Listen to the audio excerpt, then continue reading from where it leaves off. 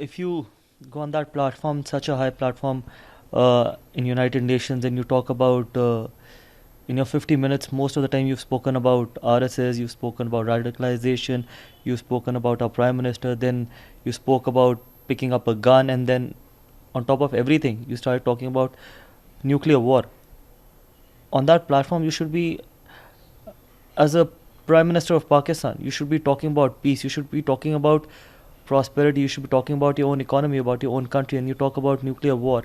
That is something which is absolutely shameful and absolutely not acceptable. And then you try to threaten a country which is, 7 times bigger than you, and you know that what has happened, and you literally accepted that you cannot win a conventional war. And probably if you go into that conventional war, you might not be able to go till the nuclear war. And I'm sure, I think threatening a country like India with a Prime Minister, like a Prime Minister who is very strong, who has the will to make India a superpower, I think that was a bit of a surprise.